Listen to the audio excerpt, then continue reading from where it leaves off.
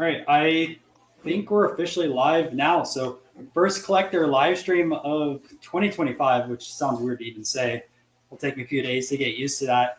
I'm here with my good friend Ian, and we're going to be talking a lot about UK cards. So, Ian is also one of the people that really got me into non-sports a few years ago. We talked quite a bit, and he kept showing me cards. And ever since then, I really got into. Hold on, back. Ever since then, I really started diving deep into European issues and even branched out to Australia too, because a lot of the UK cards were issued over in Australia with some variants and also brand new sets.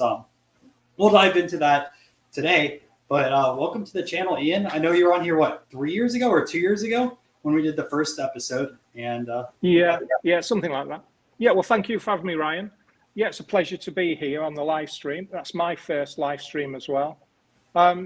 So to get things going, I just really wanted to talk about the early days of cigarette card collecting in the UK, which was really started off in a big way in the 1930s. So there was a chap called Bagnall, who was a colonel in the army, Colonel Bagnall. He set up a company called the British Cigarette Card Company in the I think it was early 30s. But he very soon realised that the name that he'd got was also the name which kind of echoed the name of a cigarette card company, which was the British Cigarette Card Co. So he changed it to London Cigarette Card Company, and it's the company that we know today as LCC. And then his daughter Dorothy, she took that over from him, and now it was then taken over by a chap called Ian Laker, and today it's run by Ian Laker's son. So they're fairly prevalent, and LCC under Colonel Bagnall, they bought up a heck of a lot of the remainders from the cigarette card printers, especially like Marden Brothers, who printed for Wills and Gallagher and so on. So LCC we're really the go-to company, and this is their catalogue, or let's say the 2018 version of it anyway. And in there, you've got all their issues that they've got stock of, and some which they haven't. So that's one of the Bibles that we have in the UK. Then during the 30s, 38, 39, the Carter Phillips Society, which you recently joined, Ryan, was formed, and that created lots of local branches throughout the UK. I'm not quite sure what the number of branches are today. It's probably in the order of about 10 to 12, but it had grown to maybe 18 or 20. But over the last 10 years, there's been quite a dramatic, decline because of the age of the traditional cigarette card collectors, and also the change in the way that that people collect. There's much more influence from the American market today, so younger collectors tending to be more in the sort of modern sphere. And it's really strange because in the UK now we've almost got, well, we have got like polarization of modern cards and traditional cigarette cards, and there's two collecting spheres, and they don't touch each other. There are one or two collectors which frequent both sets of fairs or venues, but it's very much separated. I think at the last AGM, the Carter Phillips Society reached out to some of the guys that promote these modern shows, and I don't think they were interested to sort of like join the two together. So that's how we exist today. We have a split between the traditional cigarette card trade card collectors and the modern TCG and sports, etc. So they live side by side. I wanted to touch up on that too, because one thing I think I learned it from you or someone else is that each of these branches have card shows, and obviously the national for you guys over there, it changes cities every single year, unlike the US one, which typically stays in Chicago. Every once in a while, it'll move out. But at least for the local branch card shows, it's usually only one or two dealers that set up. But there's just as many cards with that one dealer than there would be like a local card show in the US where it's like 40 or 50 dealers just because of all the binders. Yeah, that's correct. But of course, what you do have is that you have all these dealers, three or four at the bigger venues, two, one or two at the smaller ones, and they literally have thousands of cards with them. But the vast majority of those cards are probably between, let's say in US language, $1 and $5, going up to 10 or 15 or 20. There's very few cards at the traditional setups where, these club venues where you have £400 and £500 cards and an abundance of those like you do in American, sports card shows. So that is the big difference. There's a whole host of cards from traditional collectors, all relatively low value, because there were so many sets issued, in particular between the First World War and the Second World War. So, film stars, all sports sets, film stars, cricketers, you name it. There's cards for everything that were issued between the wars. And let's say the more discerning collector these days, they're looking at pre-First World War cards, the likes of Taddies and so on and so forth, the rarer. And then, of course, we have this US influence that's been within the traditional cigarette card market in the UK since probably the mid-90s, which started with pressure on our golf sets, where Americans were coming over and buying the Bobby Jones and the Walter Hagens and so on. And prior to that, there'd already been, the clever US collectors had already been to the likes of LCC and Martin Murray's and wiped them out of all the baseball cards, which there was lots of T205s, T206s, T207s that LCC had back in the day. But of course, I think it was probably mid to late 80s, they disappeared from those dealer stocks. And I was going to say, too, all the Churchman Ruths out there, too. I know those are mass printed over on your side of things. They sell still so well over here. Yeah, the Churchman's Babe Ruth is probably a little bit late. Came after the golf when it sort of started to be recognised and acknowledged that was a Babe Ruth card. So that came a bit later, probably late 90s, early 2000s, when pressure started to bear on that particular set.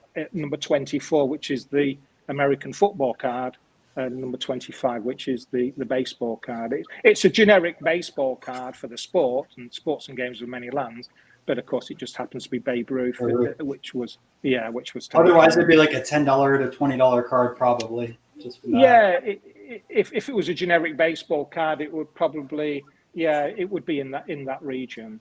And then you guys also have the Turf Sisler card too, that's been taken off the last few years.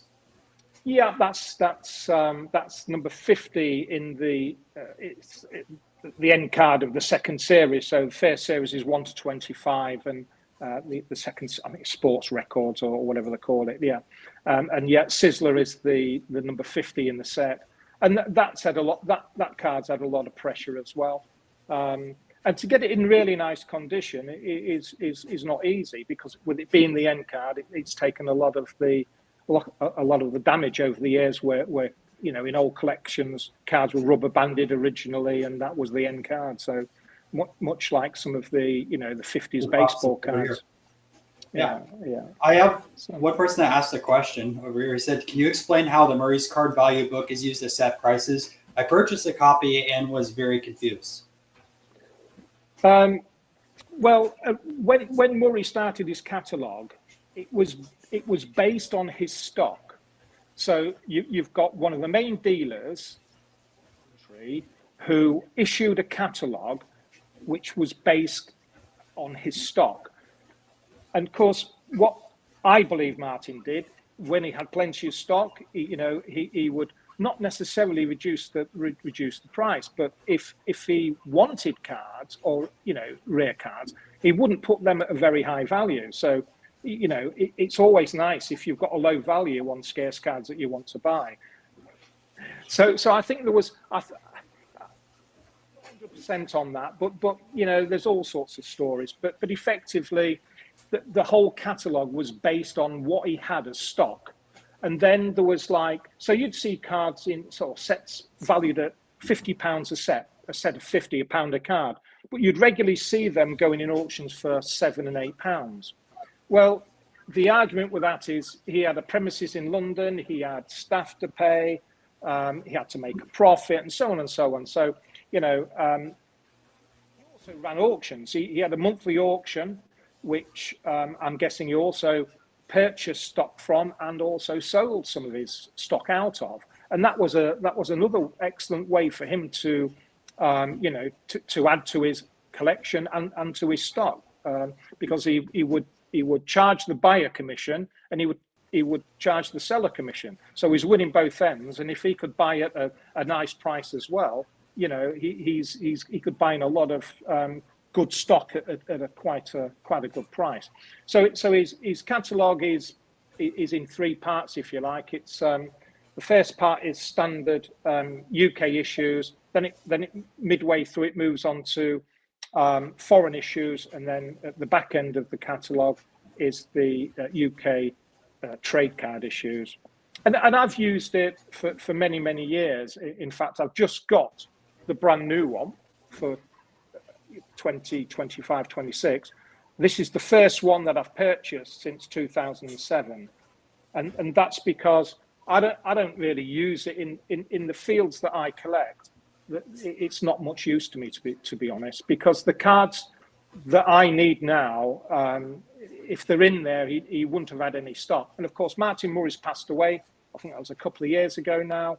So this is no longer a valuation of stock. It's basically a guide price in many respects, or probably in all respects, because it's not referring to any stock, because the person or the team that issue this haven't got the stock which that is purporting to have in the way that Murray designed it. So basically, anything in italics, he wouldn't have those cards, and anything in standard print, standard font, those are cards which he would have. So a lot of the rare sets, if there's no value against the set element, then it was a rare set, and he would only have priced the odd cards. What this album, this catalogue does today, is it has an asterisk against certain sets, whereby, let's say the Churchman Sports and Games in many lands, there's an asterisk against that set because I'm not quite sure, it might do now, but it never used to value the Ruth card separately. It was in the price set. So you would look at the price of an individual card and multiply that up by 25, and it didn't equal the full set.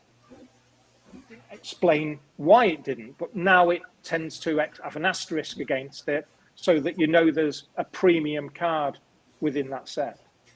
No, that makes a lot of sense on that side of things. Another one that would be pretty common now is the 1931 Wills, because of the Walt Disney, which has taken off the last few years. Yeah. I mean, I wouldn't say I amassed a lot of those cards. I was collecting those from the early 90s. I've probably got, 10 or 15 of those somewhere in albums, binders and boxes and what have you.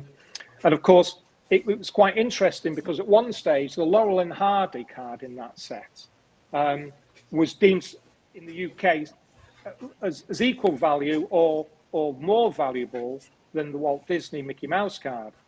Really? Now it's obviously, but it's gone the other way now. And I don't know if you've noticed with that card, but there's like two printings of it. There's one with an exclamation mark in, and one without. You cut out a little bit on my side of things, but you said there was two different printings of it. Yeah, there is. I'm not quite sure whether it was a printing blocks or whether it was on purpose, but I think it's above Mickey's head on the right-hand side. On some cards, there's an exclamation mark. Oh, I think I've seen that. Yeah, like on the front. Okay, I didn't realize that was the second printing. Yeah, I'd be curious to see it. There's one without and one with. Yes. We do have another question over here too, and I think this would be a great talking point also with the book. Why is the 1924 Einstein Milhoff so hard to find? I'd say it's the set in general. I don't really see any of those, even going through the books of different dealers. And that's been me going over to the National twice. I always look for that set. I think I found only one card from that set both years that I've been over, and that was a Darwin. I mean, Miloff, quite a small manufacturer. So that's explanation number one, is they were small manufacturer, nowhere near the size of Players, Wills, Gallagher, Carreras, Ogdens, who were absolutely huge. So first point is it's a small manufacturer. So not so many cards issued anyway. And it was just one of those sets which they're probably, in all honesty, there's probably no remainders left. So from the printers, nothing, everything got put into cigarette packets. There was no remainders left. That's why you see so many Gallaghers, Wills, and Ogdens in mint condition, because LCC bought up a lot of the remainders. And sometimes, 5,000-10,000 sets, something of that nature that they may well have on stock, or did have. Of course, they've been having monthly auctions, with what they call finest collectible FCC finest collectible condition sets being pumped out into the collecting sphere, for many years. But I still believe they've got quite decent stocks of a lot of those cards. I'd imagine so. And then Concrete Buddy said there's another catalog published by LCC. How does that catalog compare to Murray's? Maybe like we talk about price points or like thoroughness of the catalog. What do you want to know a little bit more about Concrete Buddy? And then my dad's here watching. He said, is that Murray book available outside of Europe, possibly Amazon? I'll give you my other copy, which Ian gave me first, and then I bought a new copy last year. So there's that. Yeah, I mean, I'm sure you can get it on Amazon, I would have thought. But if anybody wants, I can put them in touch with the guy that's selling them, so we can give you his contact details. Yeah, I think John picked one up last year. I think it probably was Amazon. There has to be out there. Yeah, I'm assuming it's got an ISBN. Yeah, it's got an ISBN number, so we can maybe put that on the feed later on. Yeah, I'll put a link down below in the description if anyone wants to grab one of those books. There's a lot of resources in there, but it will take a while to go through it. I mean, again, the Murray's catalogue originally was supported by his stock, and it was designed around what stock he had. LCC's is exactly the same. So they would price it accordingly. So if they had a lot of stock of something or other, LCC, there was really no difference between Murray's and LCC, other than LCC had all the remainders. We have a few other questions over here. So do the English collectors collect French or German trade cards? They do actually, yes. But there's a lot fewer collectors in England that collect those foreign cards, like Liebig and Giron Boutron and things like that. Yeah, I mean, I collect some of them, not all of them. Liebig, there's quite a few collectors of Liebig in the UK, and Suchard and that sort of stuff. But what we call them Continental trade cards. Again, what you see with those, and you see it from various German sellers and French sellers, whereby they're picking out all of the American cards, bumping them onto eBay at 50 and 60 pounds each, George Washington and the American flag and all that sort of stuff. And it's makes me laugh, to be honest, but that's what happens. And then all those sets of 6 are probably now 5 out of 6 because the American card's gone from the set. That's just how it is. My internet's always a little funky here for some reason, so that's why it cuts it out. But what I will say is I don't really see many of those Continental trade cards at the shows. I know that there's international issues that dealers have in binders, but not many of those Continental cards. No, I know of one big. I think I did give you the name of this chap a while back. He was in Belgium, and he's got an awful lot of Continental cards, Liebigs, and so on and so forth. But I think he's retired or he's in the process of selling his stock off. And there are a lot of collectors. I mean, I've been collecting for many years, and the amount of collectors is, of traditional cigarette cards has dwindled and dwindled and dwindled. So the Cardophilic Society, as I say, which set up in '39 with all these local branches, I think they're probably down to something like 500 or 600 members. I mean, I'm pretty sure when I joined in 83 or 84, I'm guessing there would have been probably 1,500 to 2,000 members, maybe more. I can't recall, but you know, so that's and then we see a lot of these old-time collections currently, like Martin Murray's collection.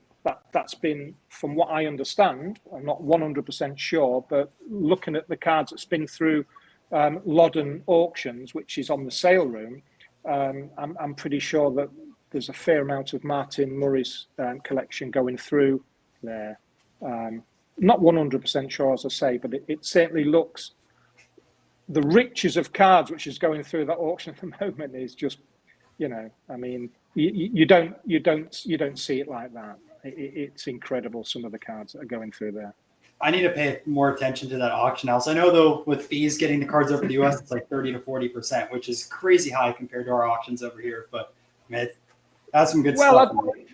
Yeah, I mean, I look at REA and Heritage and a few of the others over there, and some of your videos which you show, Ryan. And to be honest, the commissions and that, you know, they're just the same in many respects, from what I can see. Loddon charge, I think it's 21%. Oh, okay. I thought they were higher, but that's not too bad. Yeah, but if you buy with the sale room, then there's another 6% to pay. So typically what I do is I always get telephone bids, but then you can avoid the 6% charge, which when you're bidding on, you know, sort of quite valuable lots, then it makes sense to do that. But of course, you've then got, if you're bidding from the US, you may be bidding on the sale room, then you've got the commission, then you've got VAT and or import duty, shipping, local sales tax, if that applies, whatever state you're in, I guess, as well. And then maybe insurance. I mean, it's a right shopping list by the time you've finished. Yeah. Another question over here. This is Jay. I think you may know Jay or not. He's a big Disney collector, but he said background on 55 Barrett and 57 Barrett Mickey Sweet cigarettes. Also 55 Sweet Devlin that I've seen, and sticking with Disney/fairy tale cards, the earlier various Barrett pre-50. Right. Okay. Let's deal with the 41, 42 issues. They're the more sort of square-shaped cards. The plain back typically. There were. I mean, I can just actually go to this Murray's, and this will tell me straight away. Which is why these, you know, you can't remember everything, but this is why these catalogues are fairly important. You know, so let's just have a look. So there was a set issued according to the Murray catalogue. It's 1940, and it's a set of 122 characters from film cartoons. So that possibly, I'm guessing that included all the Mickey Mouse cards, the Silly Symphonies cards, which Mickey Mouse and Minnie Mouse and so on. I'm guessing it also included probably that set of Wizard of Oz and so on. I was going to say, I have always questioned SGC saying that Wizard of Oz set was 1939, especially when looking up. I think Wizard of Oz was released in the UK in 1939, but like in November. So the odds of them getting a whole set out in just a few months, kind of iffy. Yeah, I've seen them listed at yeah, I think they were listed issued over a period, and I believe probably from 1940 to 1942 is what I would argue. I haven't got any actual information to back that up, but with a bit of research, I'm sure that the Cartophilic notes and news were maybe being issued by that time. So if you could do the right research, I think you'd probably come to a more definitive date on that. But I mean, I just leave it as being early 40s.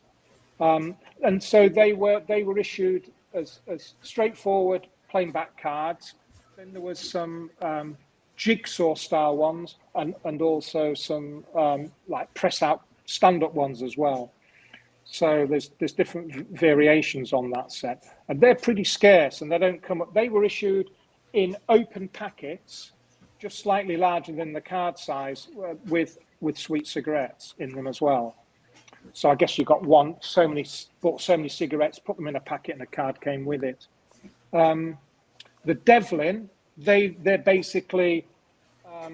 I'm not sure if Devlin were owned by Barrett at that time, or just colluded with them on sets, because lots of the Devlin sets were also issued by Barrett. And also in the same format, the Devlins were issued in Ireland, and that's where the scarcity comes in. They are extremely scarce to come by, the Devlin cards. There's one or two sets they did later on, which are fairly common, but the earlier Devlin sets were extremely hard to come by. What's the multiplier typically between the normal Barrett and then the Devlin?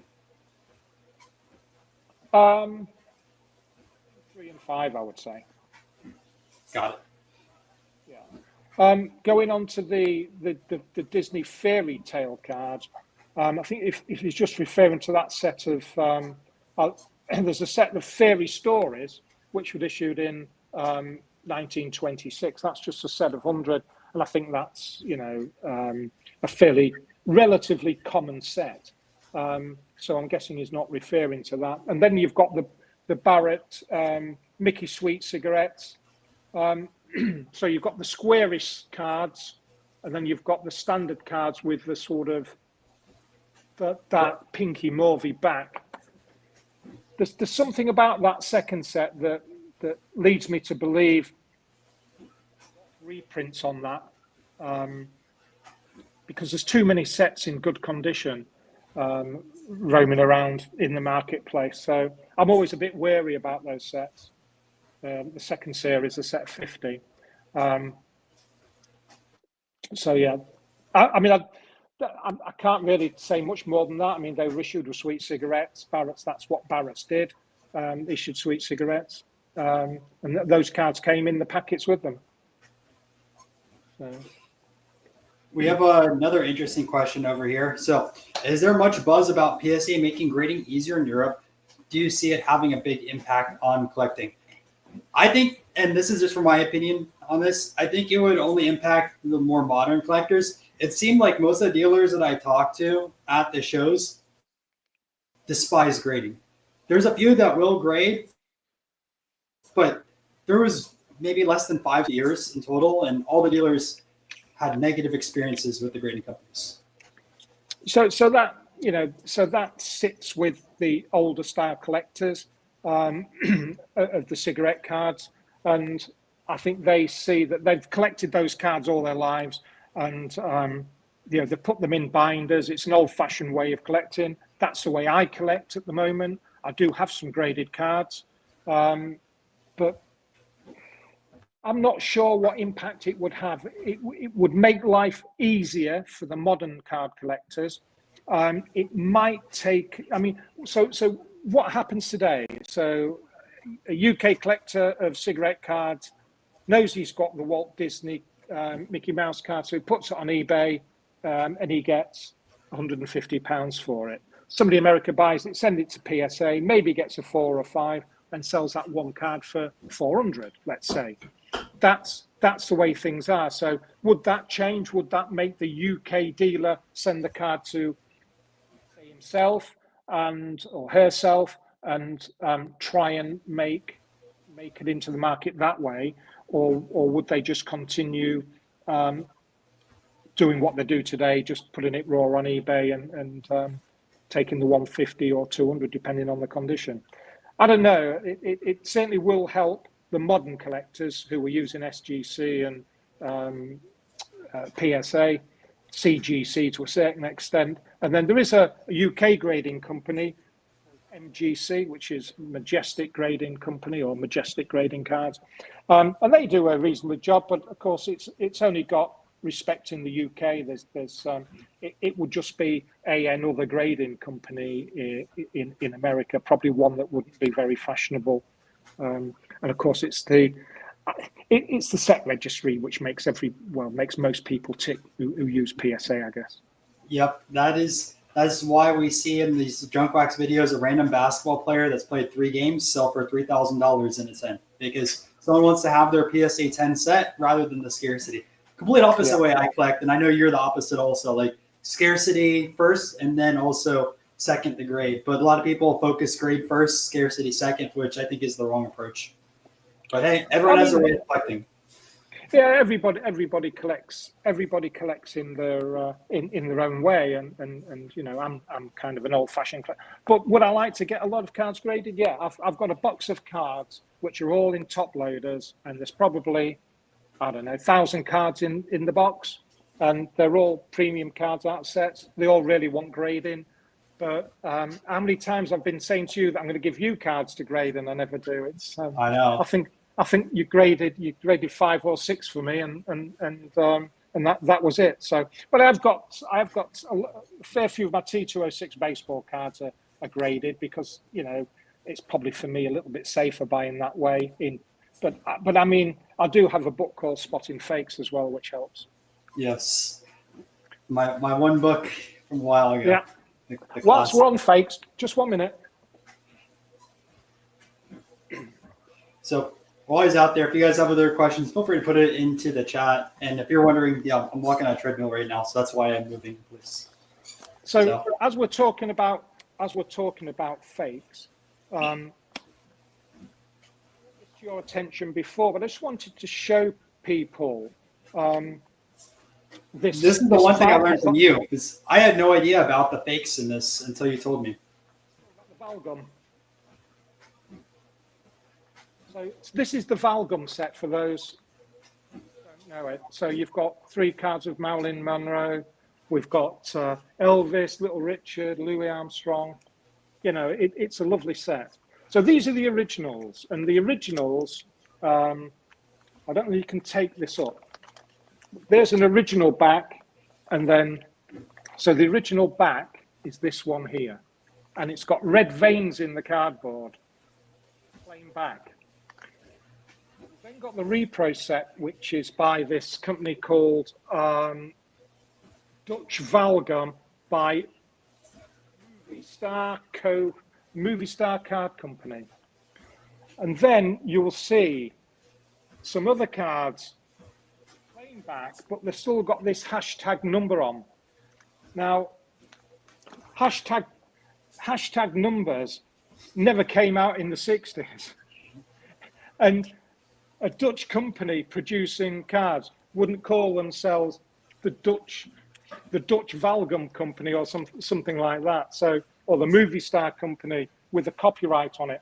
So those are fakes, and there's so many graded by PSA. It's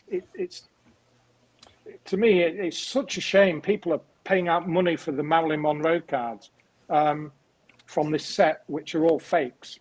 Good money too. They're going for a couple hundred. Yeah, those are the originals. And you can see how clear they are and how well presented they are. No dark images.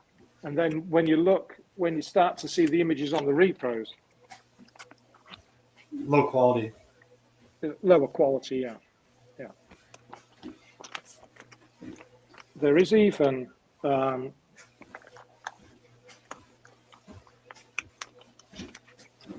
there's this little note here which I had. So, but if you can read that.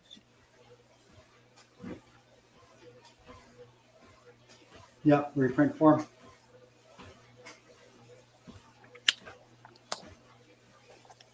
Yeah, so that's not good. But there's a lot of that goes on. There's not too much of it in the UK, to my knowledge. What I see with a lot of the reprint sets, at least in the UK, most of them have reprint marked all over the back rather than kind of like where the US ones, where you have all the Etsy fakes that people try to wear a corner down or and say, oh, this is an original BS alteration that they try doing to a fake card. They try to pass it on. And you see people post in the Facebook group, was this real? Someone offered me a 33 Galaxy Ruth for $100. Do you really think someone would sell that to you for $100? Like, come on. Yeah.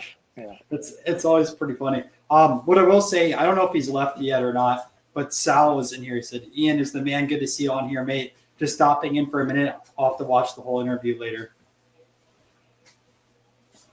So you'll.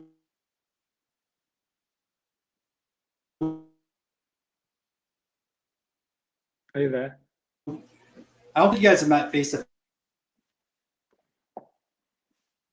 face, but hopefully in April. Now, how much did you hear before I got cut out? I didn't hear much of that. Oh, okay. Anyways, I was saying Sal was in here, and I said hopefully we all meet up in April. This actually leads to the next question we have too. Who do you suppose is the UK equivalent of Jefferson Burdick? Right. The UK equivalent of Jefferson Burdick is Warden Tiger.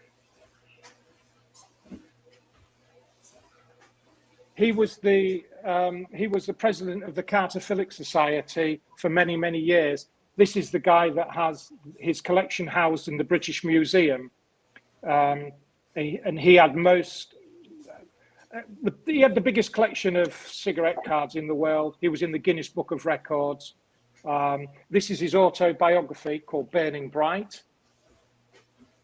I acquired this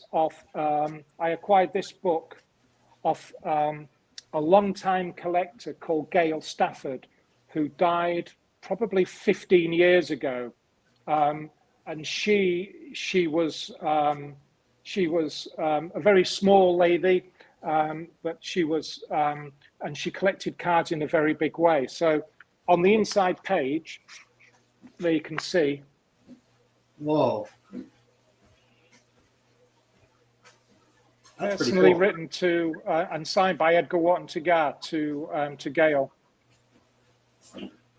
That's an amazing piece. History right there. Yeah. So I would recommend that anybody that can get hold of Burning Bright, him and he met, to my knowledge, he met Jefferson Burdick many, many times, and he did tons for the hobby in the UK, loads and loads of research. This is a really good read. He was in the oil business, so yeah, it was a really good read. But he bought lots of American collections as well.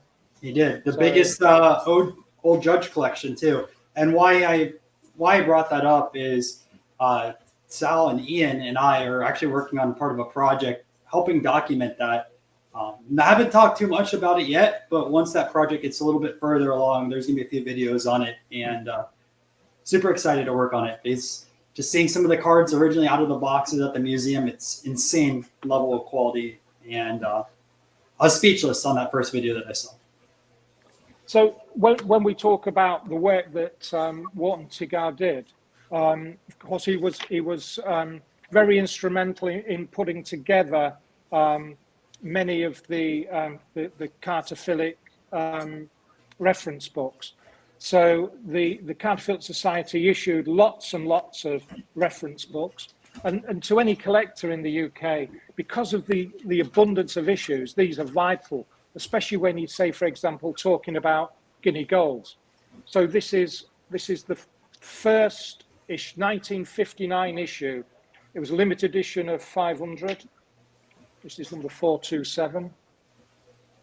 This is the guinea gold booklet. So inside this, you've got lists and lists of all the guinea gold cards, what they are. And for those who don't know the guinea golds, because there's going to be a lot of people that watch this first exposure to UK cards, essentially imagine the T206 set with hundreds of variants and probably like a 3,000 to 5,000 checklist between the guinea golds and well as the Ogden tabs. The tabs are matte, the guinea golds are glossy, but regardless, probably about 5,000 different versions of an Ogden card with the black borders that were issued anywhere from, I think, either 1899 or 1900 through like 1902 or 1903. It's a beast of a set. There's still people finding variants to this day. It's not really well documented, at least in the States, minus some books that you guys have over there in the UK. But that's a little bit of the background on that set. Yeah, so guinea golds were issued by Ogden's. at the point in time when most of the Guinea Gold issues were made, they were actually owned by ATC, by the American Cigarette Card Company. So, or the American Tobacco Company, should I say.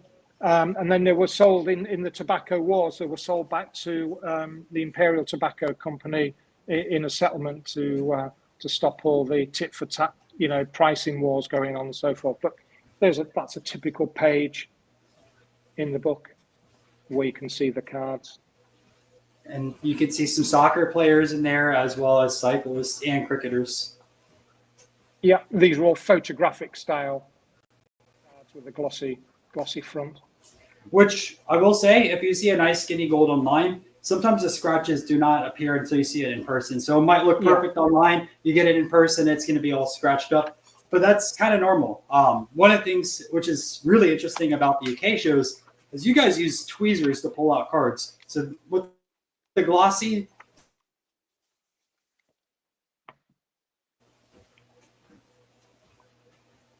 yeah. So you keep fading in and fading out. So the Ogden's Houdini card came out, the Guinea Gold set. yes, and that's now like $2,000 to $3,000 in good condition. Yeah. So moving on, reference books. That's the one. That's a UK one. This is an Australian one. I'm not sure if you're familiar with this one. I actually might have that one. I have an Australian book over there. Let me see. I'll turn this off for a second, and I'll walk over there. I hope that's the same book that I have. Also, to answer Concrete Buddies, is there a premium to the Ogden cards published in Sydney, Australia? Absolutely. They're much tougher to find, and condition-wise, they're tougher. Let me see if that's the book that I have.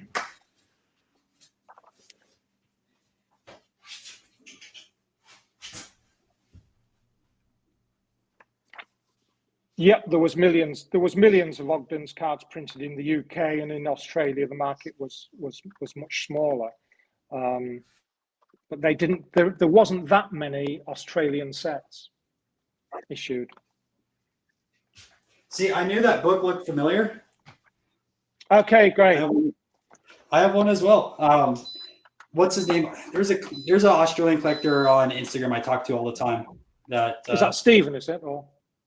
I forget his first name on top of my head, but he was able to get me a copy.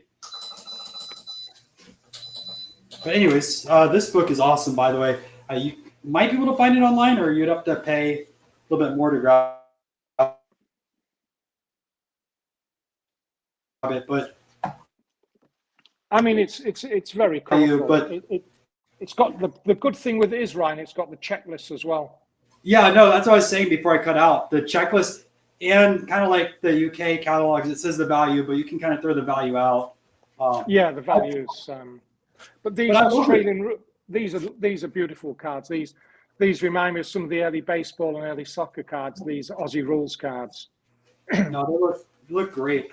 What was I going to look for in here? I think this would be a good segue to talk about some of the other releases that you typically find in both the UK and Australia, like wills and things like that, because I don't think a lot of people know about that. But I'm going to look for a set that I'm pretty familiar with. Well, yeah, I mean, what you've got is when wills did their overseas issues, issued all over. They issued all over the Far East and in Australia. And you can normally tell them by, even though it might be printed in London, you can normally tell them by the cigarettes that they were issued with. So, for example, overseas cards could be Purple Mountain cigarettes, Scissors cigarettes, Four Aces, Pirate. That's where the baseball cards came in, the Pirate with the pirate back. Flag cigarettes, United Services. And then you've got the Australian ones, which generally will have Capstan backs, Vice Regal backs, or Havelock backs. Those are the three main Australian brands. So if you look at some of those Wills cricketers, or in that book you're looking at there, you'll probably find they've got Vice Regal, Capstan, or Havelock backs. So those were the three main brands issued over in Australia. Yep. And then also, as we talked about it, you will find these American Tobacco Company Yeah. over there too. Yeah, Although issued in multiple countries, ATCs. Yeah, yeah. ATC issued a lot of Australian cards, especially those sort of early 1900 cards, beauties and so on. Yep. Oh, here's the set that I just picked up in non-sports auctions. I love these views cards. So there's two versions of these. There's the Piedmont, and then there's the Australian ones. And the Australian ones are much tougher to find. So Yeah, yeah. great cards if you ever see them in person. But so much we could even talk about with Australian cards. It's never ending with non-sports and foreign issues. Yeah. Brendan has a good question. So with Burton's at high, how common are uncut sheets?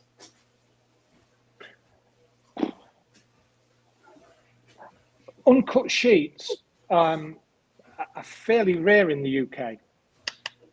Fairly rare. You don't see many at all. Don't see many. Yeah, and when you do see them, they're probably of not sets that you really want. If you know what I mean. Yeah, I've never seen any uncut sheets at any of the shows. So they be kind of cool if exist. there's an Ogden one out there. They do exist, but uncut sheets of Ogden's third series film stars, you're not going to find, I'm afraid. There are some silk cards. I've recently seen at my club auction several uncut silk sheets of maybe flags or army badges, that kind of thing. But no, when it comes to cigarette cards and those sets particularly between the wars, you don't see many uncut sheets. No, you don't. I skipped over my dad's question, but he said, "Are the Copes golf really rare?" I barely see them at the shows, so I assume they're pretty rare. Yeah, I would say there's certainly no more. If you want my honest opinion, I don't think there's any more than 20 sets. 30. And then on the individual cards, probably what, 100 of each? Yeah, something like that, I would say. So I figured. They've gone pretty crazy over the last few years. The Morris is like really taken off. Yeah. Many years ago, I had a chance of buying a set. It was nearly mint condition for £1,500, but I'm going back for 25 years. Do you want to know how much the most recent kind of near mint set went for? $40,000. How much did you say? 40,000, maybe. It went for close to 100,000 because John got all the prices at one of those golf auction houses. 100K. Which golf auction house was it? UK one or is it? No, it was the States one. One in the States. There's one in the States. Yeah, I don't know which one it was. There's two golf auction houses that regularly have stuff, but all the cards together went for about 100 grand. Right. Let me just see if we can show a few more cards. Yeah, and Alonzo, I'm probably not the best resource for Spanish non-sports cards. That's something I really haven't tackled as of yet. I would say probably the Vintage Soccer Discord may know because a lot of people source stuff. But well, what you have with Spanish cards, if the cigarette cards, they'll be in the Cartophilic World Index for sure. So we do have in our society, we do have the World Index, which is continually being upgraded, enhanced, and with new finds and so on. And that all started with the work of the likes of Wharton Cigar. What it doesn't have is the trade card sets, so the non-tobacco sets. So all of the Cartophilic reference books, they all refer to cigarette cards. Non-sport, there are some non-sport reference books, but they are predominantly UK, Australia, and New Zealand. That makes sense. All right. Probably a lot of people want to show us some cool cards in, so we can see some cards and then also say stories. I love both sides of it, seeing the cards and then also knowing about the scene. Cool cards. The Bane's Shields. That's the opening page in this album. This is the Baines as a baby, I guess. It's either Baines or his son. So this is the second collection of Baines cards or Baines shields I've had. My first one I had 350, and I sold those about 10 years ago.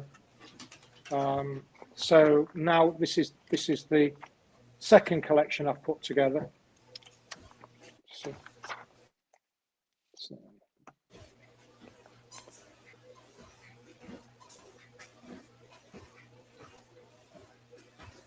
And for Bane's shields, people that aren't familiar with them, there's usually up to 5, maybe 10 of one specific shield out there because there's a lot of unique ones. That is such a huge question. I think that there's not. I don't know if there's probably less than 5 of each one because they issued millions and millions, and you know. I mean, they're just gorgeous.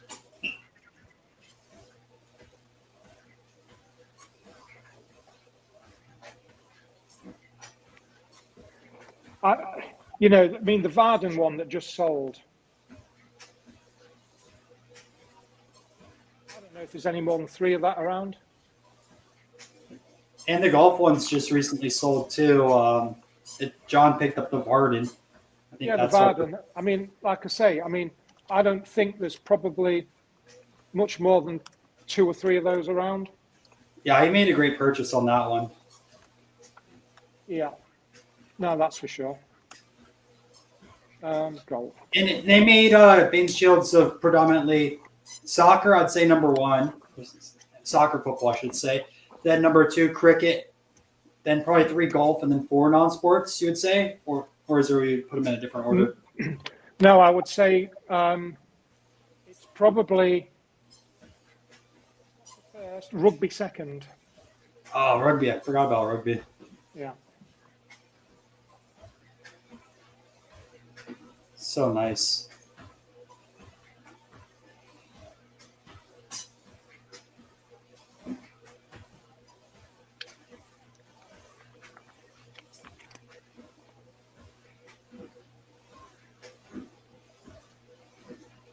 That's a Hall of Famer right there, Bane. Or not Bane, sorry.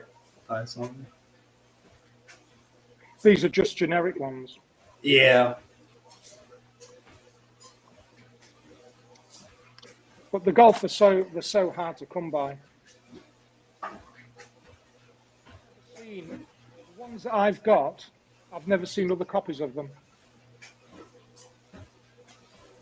And I know, God, I forget the guy's name. He was working on a book on the Bane shields. I do hope he finalizes that. That'd be pretty cool to read. Ed Strauss. Yeah.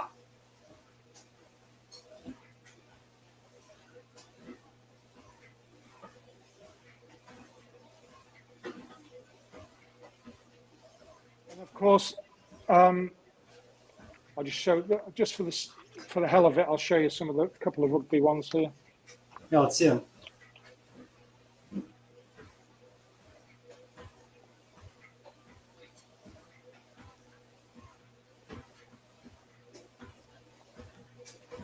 So I think the current count is on this collection about 150, Ryan. I mean, that's an impressive collection of shields. And they've got some of the, so what we've got here.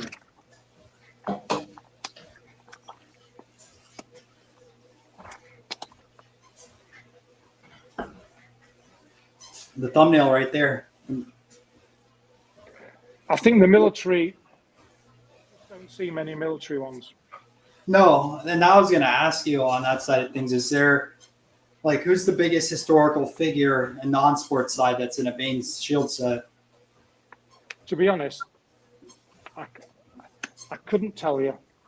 Maybe No, right. Baden Powell's in it. I honestly don't know because there's just so many issued and not everybody's seen them all. That's true. Vintage Card Collector said, do you have any rare Churchill cards? So there's a ton of rare Churchill cards issued in the UK. Such a great art.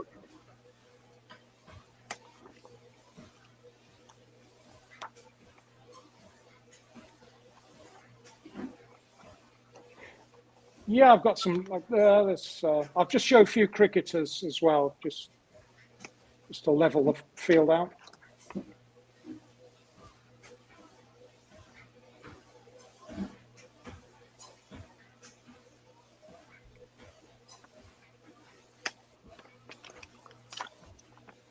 And also to mention, the Banes aren't always in the shield shape. Morden last year picked up a few golf balls. So there is a Yeah, few you other can. golf balls on that side of things. Yeah.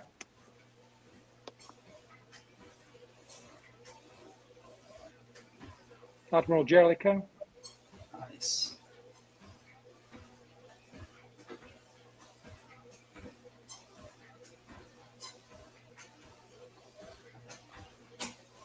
Are you referring to that, like this sort of stuff? Yeah. Yeah, that's what I was kind of referring to. Like they have different shapes. Yeah. I don't go big deal on those. They're just a ball or a golf ball with a club on, or a cricket ball with a club on. Yeah. So they're fairly generic. You know,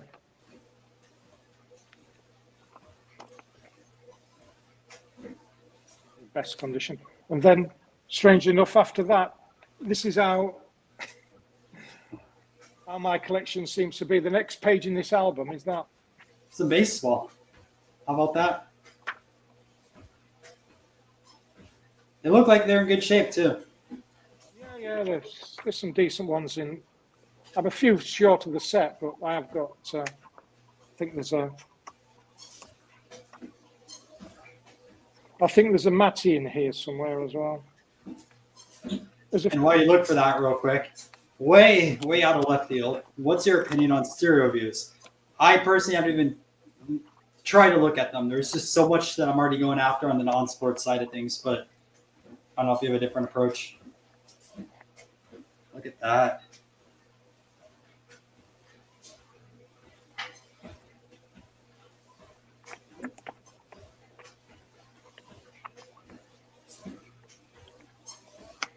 So let's grab another album.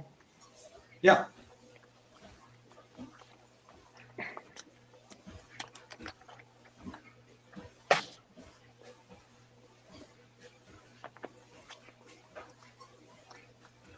You've seen my room, so you know what it's a bit chaotic. So these That's are all right.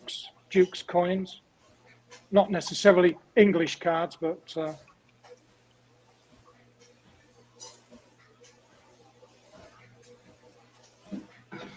these came with the white background and the coloured background, and this is a mixed set I've got.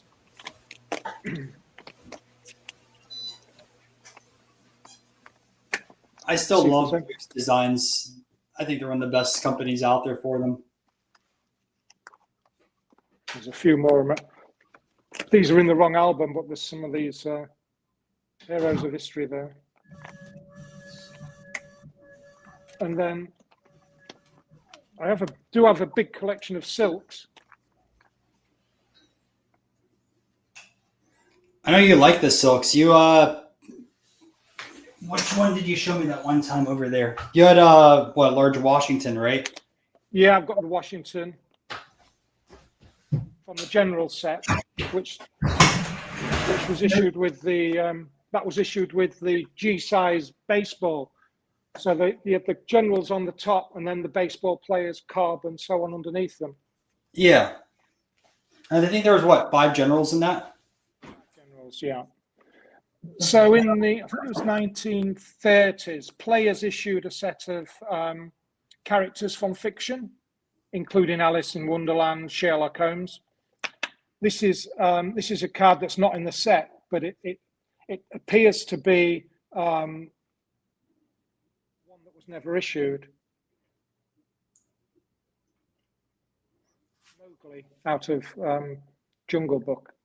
So do you think with that type of stuff, it's kind of like the McKinley Caramel, where they kind of just made it as a redemption type, not redemption type card? No, but no. I think what this was probably drawn up by the artist. It's the same artist that did the rest of the set. So this was probably a proof, I believe, for either the first series but never got issued, or it was approved for the second series, which was never issued. No, that's really cool. It's the only one I've ever seen. Mowgli from Jungle Book. Let's see what else we can find then. I wanted to try and stay away from foreign sets, but this is the album. This is a cowboy series. Was it Hassan or Mecca that made those? I can't remember. French. I'm guessing this is Canadian. Okay. I think this might be Canadian chewing gum, but somebody with a better knowledge of Canadian cards might be able to let me know. So I'm reaching out for a little bit of information on those. Go for it.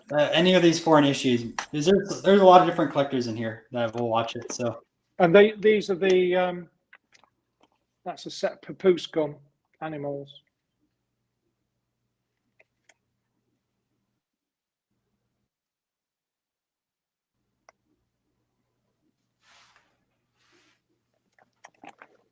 So it's just a question of just there we go. Most of these I think is okay. So this is a card game. This set called Frisky. It's a set of 52, so it was issued as a card game. Yeah, I've never seen those before. They're quite nice.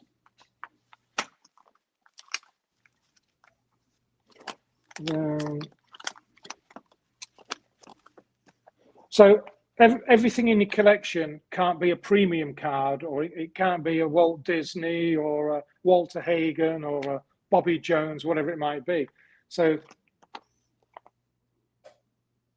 Try this delicious recipe.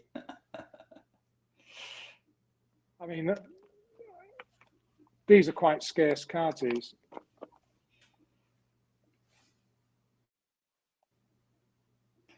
Like I said, I've never seen those. So No, those that reminds me of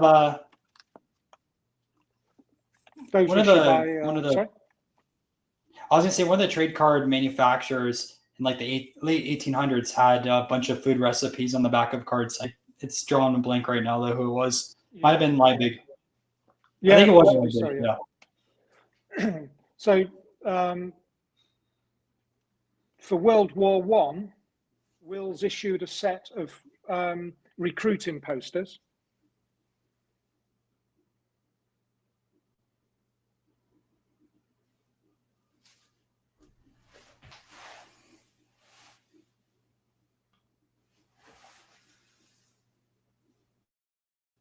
Great art on this. Set of 12 that. They're quite nice. There's a similar set issued in Australia. Then there's a Spanish set of boxes. Looks 1920s. Yeah, it's that chocolate amount or whatever it is. Yeah. Yeah. I've two or three sets of those. Just to finish this album off, there's a lot of sport in this album, so there's a lot of baseball silks, and there's this that set there. Those are Canadians, 1924, I want to say, or 1923, somewhere on there. Yeah, there's a full set there.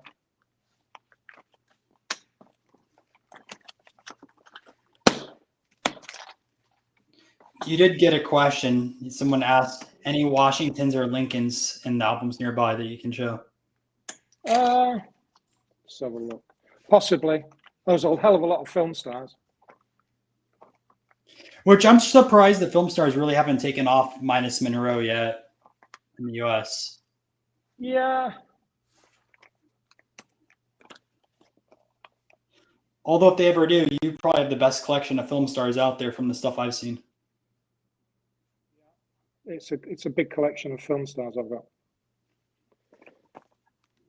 And that's the problem when you're collecting spheres as wide as what mine is. There's some of those Australian rules we were talking about earlier on. Yep. I remember when Not you the best picked up, content. wasn't that one of those that you picked up 2 years ago at a show? I can't remember. You picked up some Australian cards and you showed it to me. Yes, they were that, yeah. You were so ecstatic on those. You're like, I can't believe I found this over here. Like the dealer had no idea. Yeah. Let's have a look what else we've got. Oh, there's some, you'll probably know what these are. 72s, the EMI, or they have two different ones on them. Yep, tip top EMI. Super scarce. Jackson stuff has really gone off though recently. What, gone down? No, like gone up quite a bit. Oh, There might be okay. Jackson in there. One of the first deep purple cards too.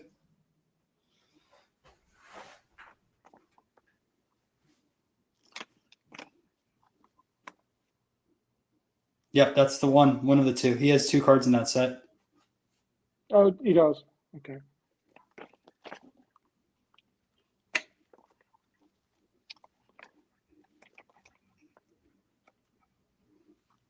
Then there's these.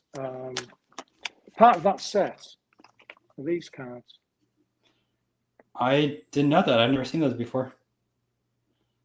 Clue cards.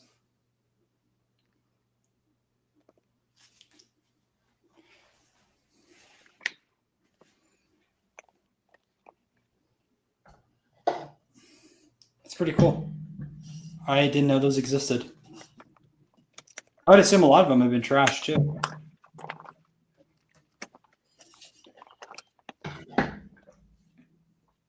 The generals, yeah, those are Yeah, popular.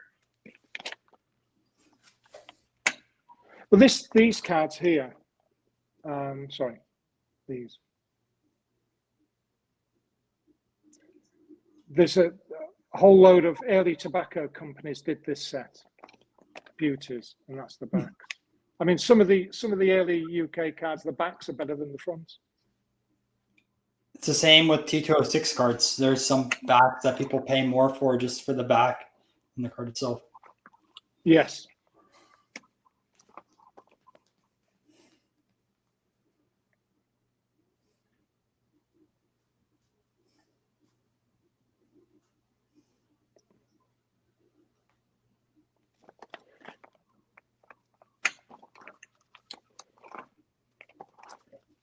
Just looking for some.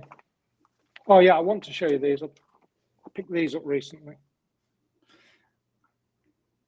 Female baseball players. Is that Duke that issued them? No, I think it was. Is it Young's?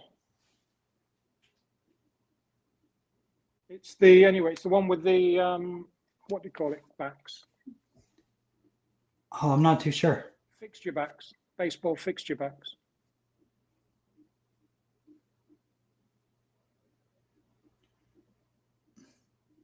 Pretty sure it was Young's that did those. Then we got to the triples. Yep. Of the actors.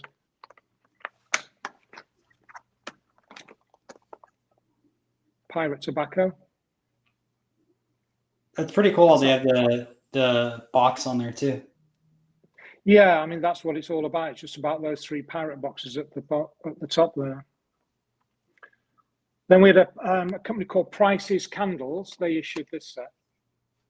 Oh, that's pretty nice design. Is it all war scenes, or what is it specifically, or ships? Yeah, or? it's all battle scenes, if you like. What does the back look like on those?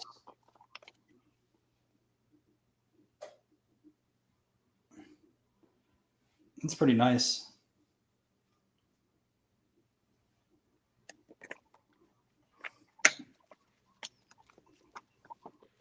And these are a recent pickup.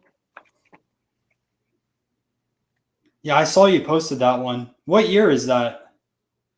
To be honest, I don't know. I'm guessing it's 1940s.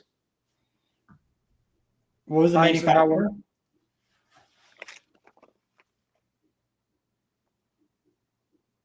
I gotta grab one of those eventually. Oh, it's a pretty sweet card. And then there's, did somebody say Churchill? Yeah. Lighting a cigar too. That's a great image.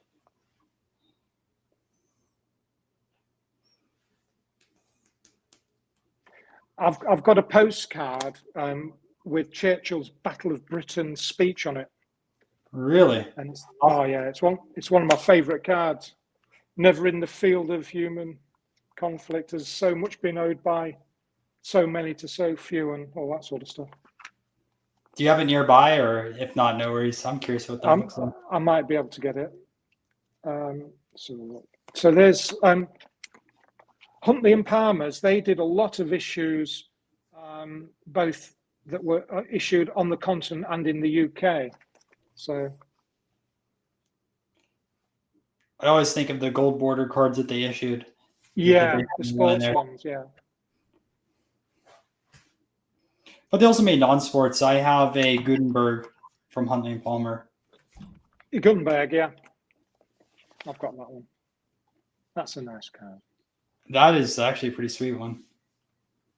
Not nice what they're doing, but it is a nice card. It's all hunting cards. Yeah, So, this is a set of hunting, yeah.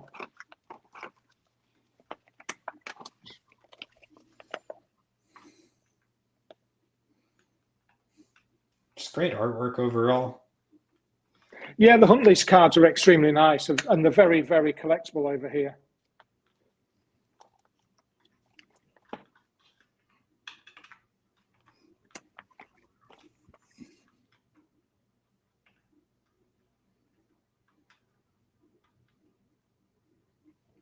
That's the only reason I'm showing you that is because of the back. What is that on the back? It says May. Oh, it's upside down. Is that better? There we go. May 31st, and there's 3 stamps on it. I don't know. So it's is it Men of History or something? It's from that set, isn't it? Yeah. I've got that with the Weber. I think it's Weber Bacon back as well. There's like, what, 4 backs on those? I always get a few of those sets from like 1910 confused. Yeah, just so. This is a typical issue from. This was issued with a Gale's comic called Sherry. That is an odd sized card, though. Yeah, so you suppose the plain back, you cut them into 3 individual cards. So you got Bobby Darin's in it as well, and you just cut those into three separate cards. There was a heck of a lot of sets issued with magazines like comics, like in the UK, especially in the 50s and 60s. That's done with that one.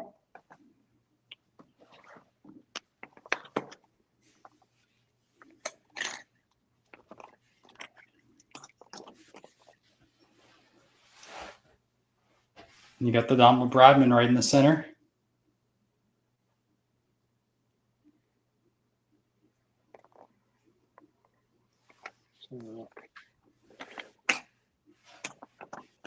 I mean, they're common, but I've always picked them up when they've been available. They still sell well, so it's a good entryway into there. Yeah, there's I like that. I've always liked this Churchill card. Famous Escapes. What's in Churchill Escape? That's a cool design. Yeah, it's a Carreras.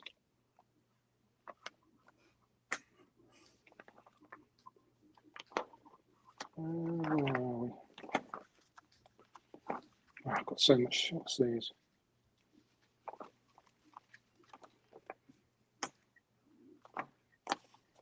These Victoria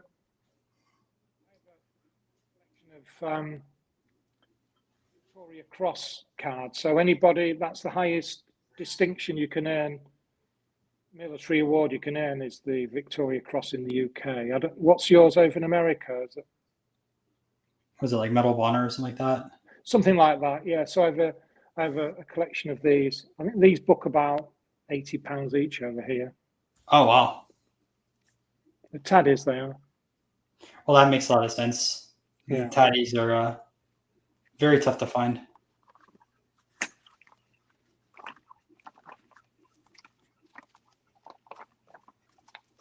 Let's see if there's anything else of interest in here. So, not that I've got it to hand, but this is the A and B C Cinema A series of colour stars. And of course, the B series has the famous number 1. It's at the Eastwood, right? Yeah, yeah. I did buy a set about a month ago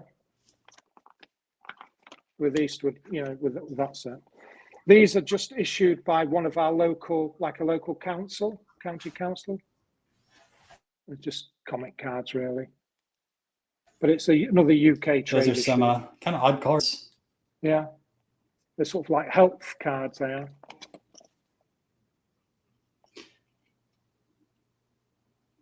Yeah, you guys have a lot of health type cards. I remember I got the Jesse Owens one where you got it based off of going on the scale and you put your weight and everything like that. Oh yeah, weight cards, yeah. Just looking at that, so we've got lots of Boy Scouts cards. My dad said, as an American, we collect presidents, patriots, and Civil War cards. What are the UK equivalent other than Churchill, who are highly collectible? I don't think we do really. We tend more to be set collectors.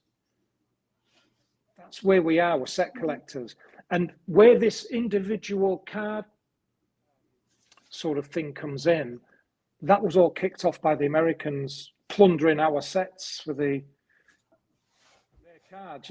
Like I said, it started in the 80s and 90s with the Bobby Jones cards and the Walter Hagens out the Churchman sets, and I think it's possibly American collectors trying to steal a march on others to get in first, to get the cheaper cards, to then, to sort of, make a bob or two out of them. And I don't blame them for 1 second. I mean, everybody does what they have to do in order to generate more revenue to increase the collection, I suppose. So, but no, we don't. I don't think we really do. I mean, I have a collection of Queen Victoria. I have a collection of VC heroes. I have a collection of Churchill. Then I move on to film stars, really. So I'd say the only other person probably is Powell, the Boy Scout guy. Yeah, Baden Powell from the military side. Yeah. I've a big collection of Hitler cards for what they're worth. And after that, I don't think there's Victoria. Yeah. War heroes like Montgomery. A lot of our Second World War heroes that was in the forces, there's virtually no cards of them, like Montgomery and people like that. So royalty, there's a fair amount of royalty cards. But again, people don't, because most of them are issued in such huge numbers. But I'm about to show you one which is fairly scarce. It's a one by Pascal's Confectionery, and it's of King Edward VII.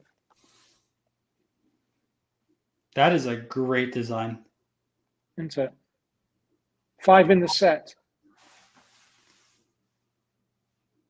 So rare. And that's the back there. Even a good back to add it up too. Yeah. Then we've got this Pascal's card here. That's Felix. They're pretty scarce as well. Looks the cat. Then next, that's one of the Murray's footballer cards, and they did footballers and cricketers. Yeah, some of those cricketers go pretty expensive. Yeah, and then on the top there, we've got that one there. John and Yoko. That's from that. Anytime I see Yoko on a card, I think of the famous clip with Chuck Berry making his face when she starts singing. You're like, what is going on right now?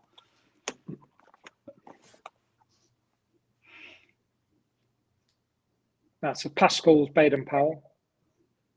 It's got two backs. This is the Santa Claus back.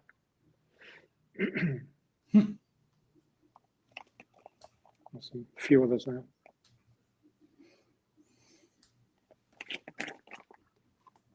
And then a few more.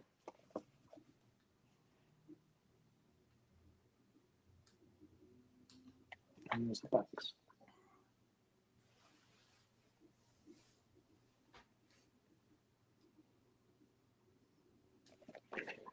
And not to bore you with more pages of those, I'll move on. You know, it's cool seeing all the different backs and variants on there, though. Yeah.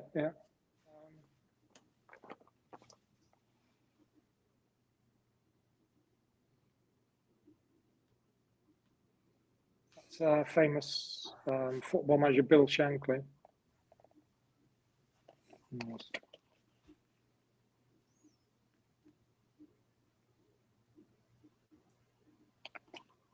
Then these cards here, these next Pascal ones, these are pretty scarce. These are all pictures of the toffee tins and so on.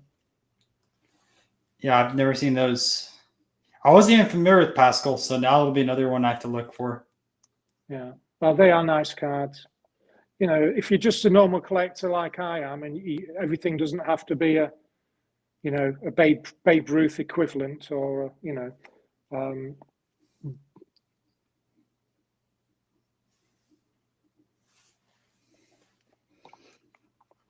I have a few questions in over here. So first is any rare Beatles cards, and then Jay says any rare canine cards I should try to find.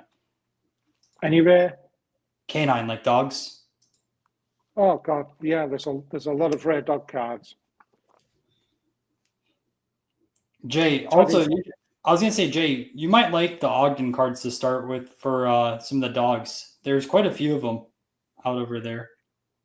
Yeah, I mean, there's in Ogden's, there's dogs, and also in Guinea Golds, there's dogs. Taddy's did a set of dogs, which is a really good set to start with, but they're not cheap. They're running probably about $30 a card. They've got green borders. I think they're issued 1912, something like that, maybe. They're nice cards. And we've got a couple more of those pop star cards there. These have all got the tokens on. And if you see these cards with black backs, stay away from them. And if they haven't got the tokens on at the bottom, stay away from them. This set was issued blue backs and with the tokens on. That's the way to collect them. So you've got Donovan, Eric Burden, and Mike Nesmith out the Monkeys.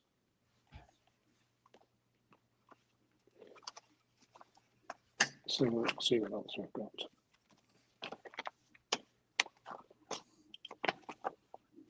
When we had lots of colonies, Cadbury's issued this set of colonial premiers. 6. That's pretty nice.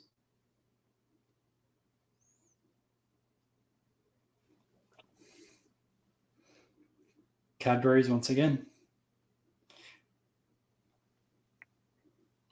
Cadbury's is another tougher one too. Titanic card out there. Then they have the inventor.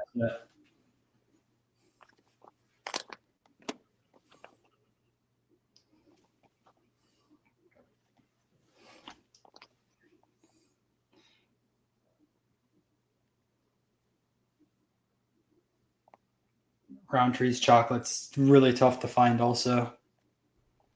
There's a big sleeper.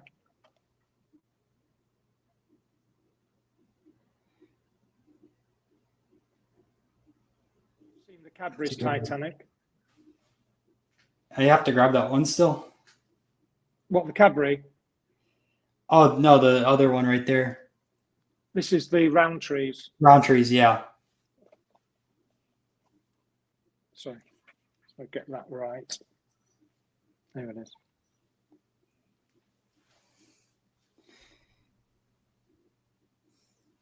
Still with the token on. at the bottom. Yeah. I like It's a the bit design. like it's a bit like those baseball cards. I can't remember the series now. Most of them have the token cut off at the bottom. Z-Nuts. Z-Nuts, yeah. Yep. Similar sort of idea. These are Edmondson's confectionery. And I'm not sure if, these are so scarce, I'm not sure, I haven't checked the reference books if there's a US flag in these. I ought to do really, but they're pretty damn scarce. And so are the A to Z cards there, the alphabet cards. And these are the backs. Yeah, that flag would be a huge one if there's a US one in there. Yeah, because the backs are lovely as well. No, they are. They also did a set of Maynards now. Maynards did a set of a comic character in the UK called Billy Bunter. These are fairly scarce.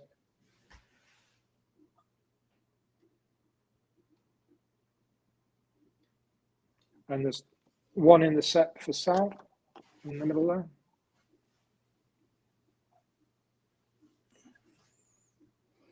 I don't think it's Jacobs there, but you never know. Imagine if it was. That'd be another good one on there. So dogs. Edmondson's dogs. Here you go, Jay. I've recently bought a set of these as well.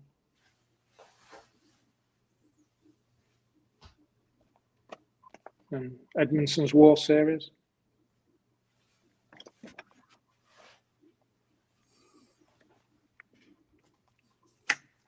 See if we can find something more interesting.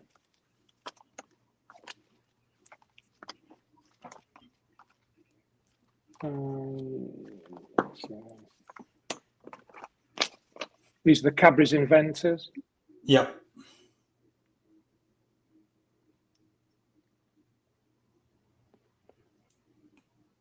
I have the set in another album somewhere. And then there's the Disney right Disney. there. Yeah.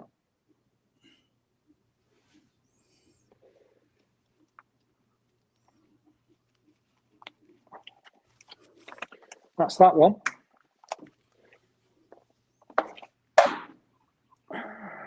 What we got here?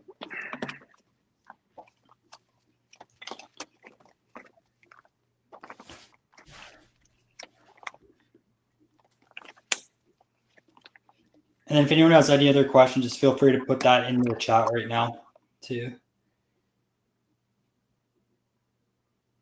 Nice.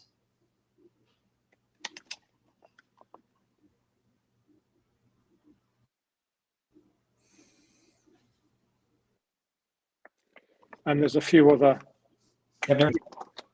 Sorry? Because I've never seen that Wilson before. No, that's from Marathis Crowned Heads. It's a scarce set of Churchman's.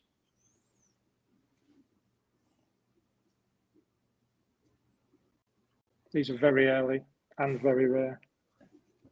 Yeah, I've never seen those Churchmans before. That's the full set there. It's only a set of 12. The other two are there. What's we got?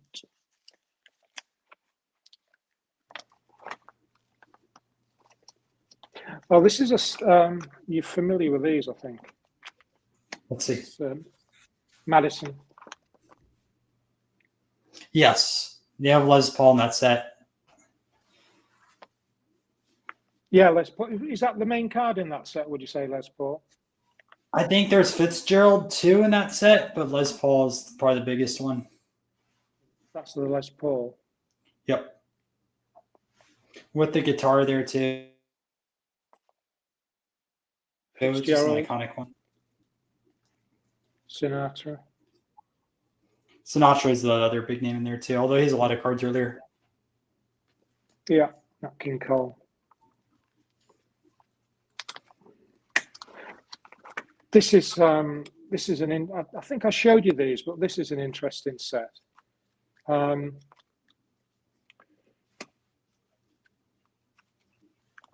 I bought it on eBay last year for £10.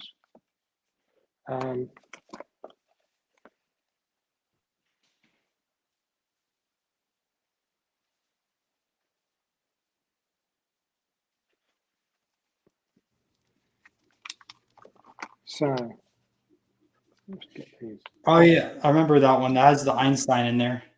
Yeah. And I haven't found out exactly what they are yet. But it's like a game. There's quite a few issued in after a similar fashion. But I'm stuck at finding out just exactly what they are. So there's That was such a great buy at $10 or £10. yeah. There was issued in 1936. I found that much out.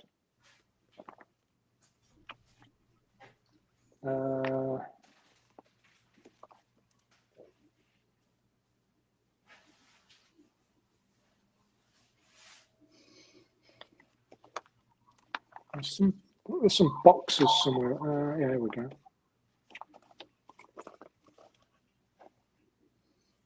Primo Carnera, Dempsey, Lewis. I mean, those are the names that you want. I mean, I couldn't hit the buy it now button quick enough. I mean, that is a loaded set. And Roosevelt's in there too.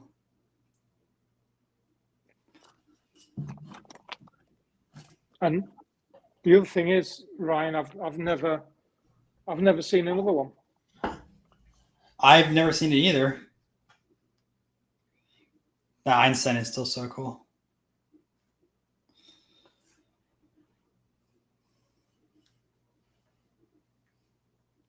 Let's see, I think this is the last.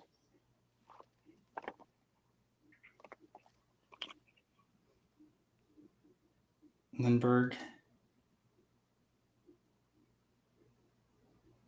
That's a good one. I mean, it's like somebody decided that, well, I'll get all the best personalities I can think of, and I'll just put them into this set. And if that lot wasn't enough,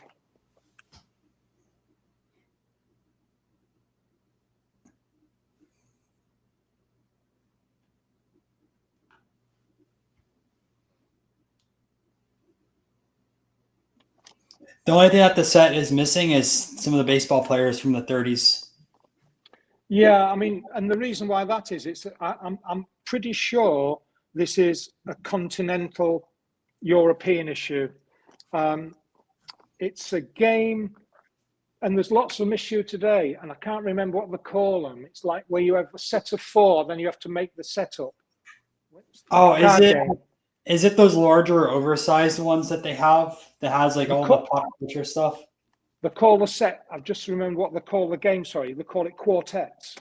Oh, okay. I was thinking something else then. You have to make up a set of 4. So you obviously shuffle all the cards up, deal them out, and then you have to get the other 3 which go with whatever card you've got there. I suppose it's a bit like when you're playing it with playing cards, and you have to get 4 aces and 4 queens and so on. No, that makes sense. Did you want to find that one postcard? I'll see. Just give this. Let me just have a look in case it might be in here. And yeah, not sure if that's Nat King Cole's first card or not. Yeah. Who's on that one? Let's see. So these are just famous horse races in the UK, like the Grand National and the Derby and so on. So they book around about £70 a card. That's good. So we talked earlier on. Well, that's always a nice set. I have a few versions of it. The ABC Cinemas film stars. So you've got your Wise Muller, Shirley Temple, Laurel and Hardy, Gene Autry, Three Stooges, Abbott and Costello. It's a nice little set. Set of 10. But all their sets seem to be a set of 10. That makes it easier, at least.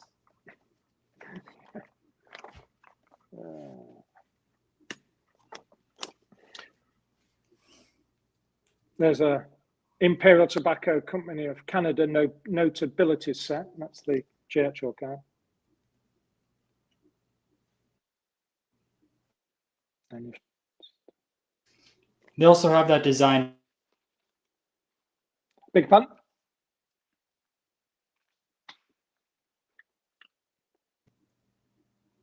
Are you there? Yeah. Sorry, my internet was bad. But they have the same design for the UK set, too, on that Churchill. Yeah. Those are rare. Those are soccer cards, or football cards, as we call them. These are Lovells. They're extremely rare. I've never seen it. A set of 36, and probably only about 19 known. Those we were talking about earlier on, the Barretts. Yep.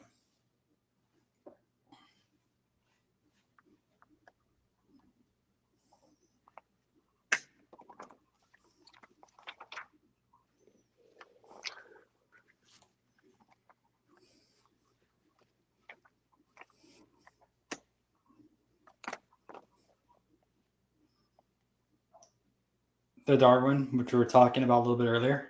Yeah.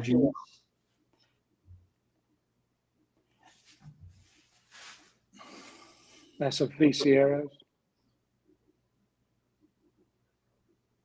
This one here, that's actually a Devlin card.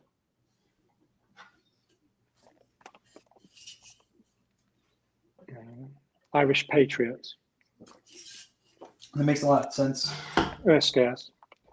I'm trying not to show you American cards because, we're trying to talk about UK cards, but, there's some flags, Ginter flags. Yes, always a popular one over here. Yeah, I love the Ginter cards.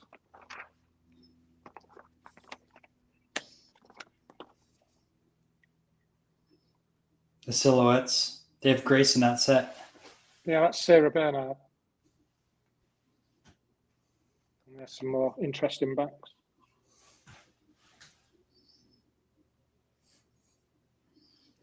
There's some Taddy cards there. I mean, the printing on the Taddy cards is just absolutely superb. Let's see that now.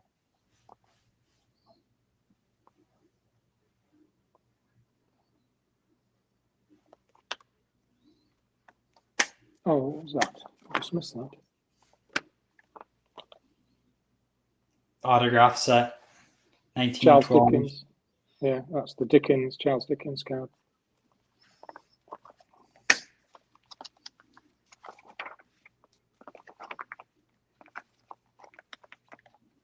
I suppose you're so interested in that sort of stuff. Baseball silks. Yeah. A few more.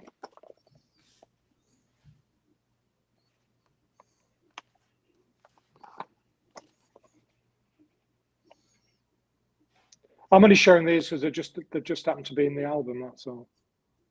Were any of those ones with the rarebacks that you picked up?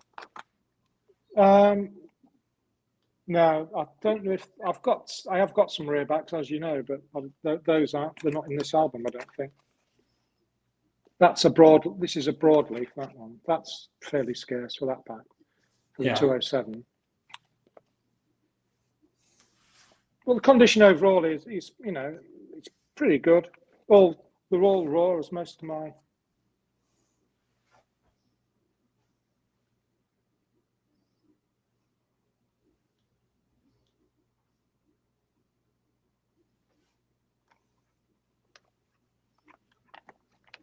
And then we go on to some typical soccer cards. Copes.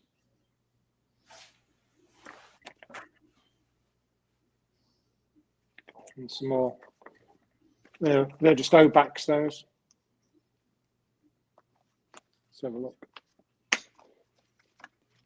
Oh, there we go. This is one of my favorite sets, actually, Ryan. I love this set. Was it T7? I can't remember the acronyms. It's 71, is it? Something like that? Somewhere around there. Yeah. And then you've got all the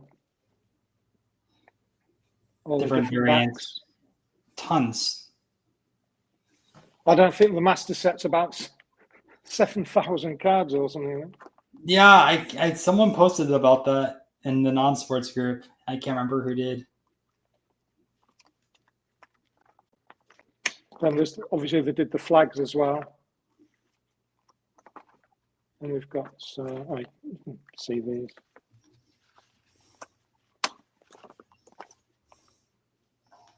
The boxers, yeah. Dempsey.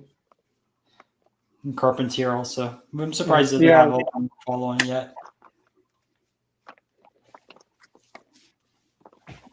These are scarce. These are the Taddy Clowns.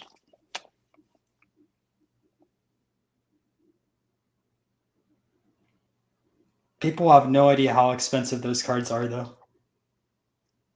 Yeah. Those are like 500 each. Are they book about 1,000 now? Oh, they're 1,000 now? Jeez. Book, I think, yeah. The nice ones you'll get 500 or 600 for, I would say. So I've got 14, currently got 14 out of the 20. And we'll talk a little bit later about those as well. And they're blank back, right? Yeah, the blank back. And you just got to take them in whatever condition you can get them in until the better one turns up.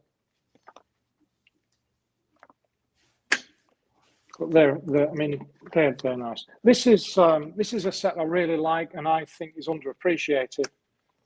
But it's the larger ones, yeah. Yeah. I mean, I really like these. I've seen them, but I haven't really gone after the larger ones before. And they don't cost all that much, to be honest. No, they're kind of cheap. Yeah. But to me, they're so much better than than the standard size.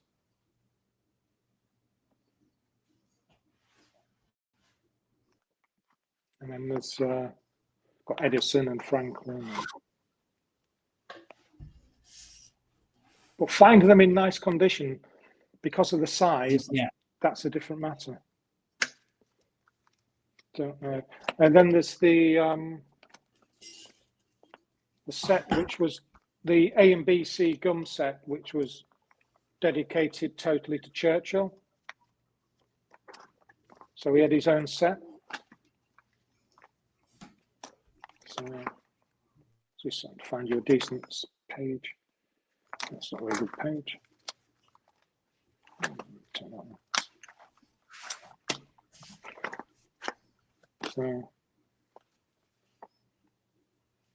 So they're gum cards from I think it's probably late 50s. I can't remember when the set was issued, to be honest. But it's a set completely dedicated to Churchill. And of course, I was going to say, I have quite a few sets in the UK that are dedicated to a single person. Yeah. I mean, the background story on A and B C gum was that after the war, 3 guys got together. They went over to the States, then they bought a second-hand chewing gum machine, all the machinery, and then to print cards, package them all up, and set up American British Chewing Gum Company, ABC Gum. And then they started printing all sorts of cards and often getting the licenses off Tops to print the cards.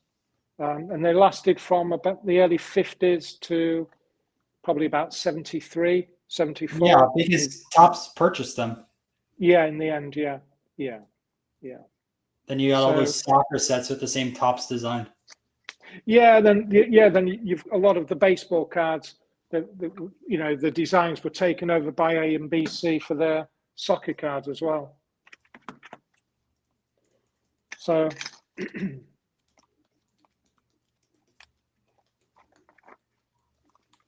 Listen,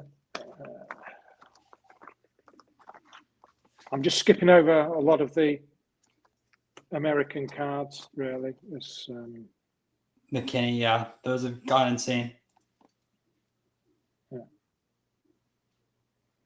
yeah. This is a set I referred to earlier where, all I would say, I'll just advise caution when buying these. Get them from a proper source. Because there's some cards which have been reprinted, which,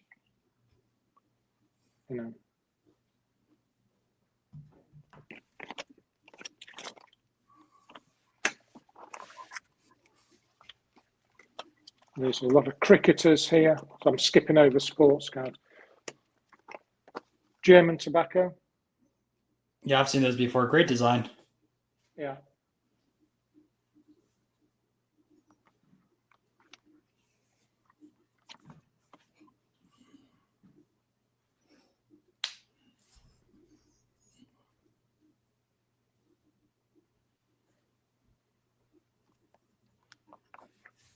Boxes.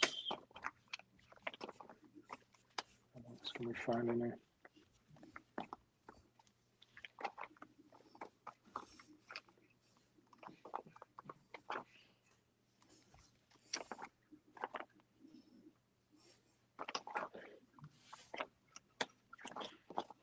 Sport but non-sport. Yep, the Baltimore Oriole. That's always a good one. You'd be surprised what those go for now. Oh, okay.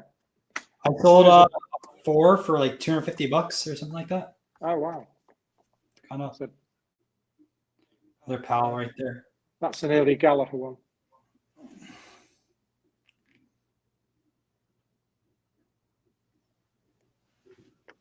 think there's much more on that page. Oh, there's Churchill.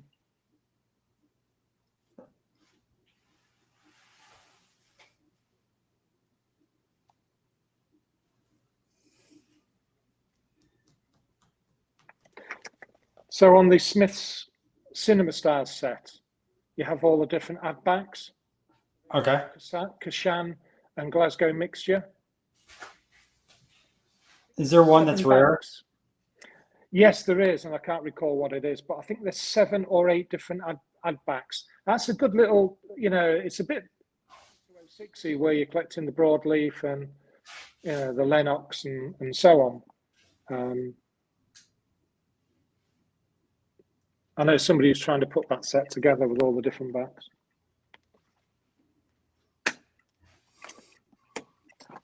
Are you doing this one? This is the Ogden's Einstein.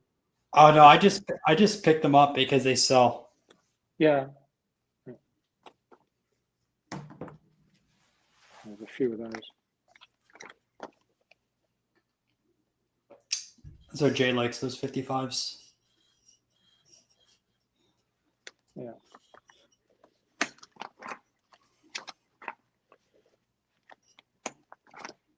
German. Yep, I've seen those before. It's like 32 or 33. Yeah, House Bergman's.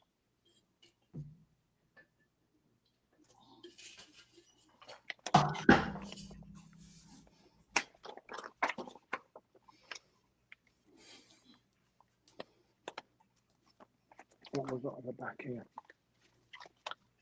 I think there's just this And then you got a question. Aside from feel and eye test, any tips to spot authentic vintage cardstock for modern reprints on UK cards? Just read that again, please. Aside from the feel and eye test, are there any tips to spot authentic vintage cardstock from modern reprints with UK cards?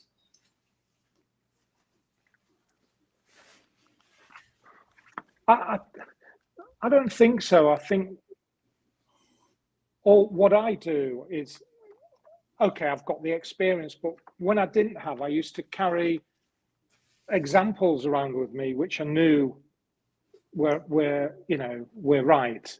It's a bit like having a Michael Jordan card with you, the 86 Flair, when you think about purchasing one, to have a proper one with you, it's easy to tell.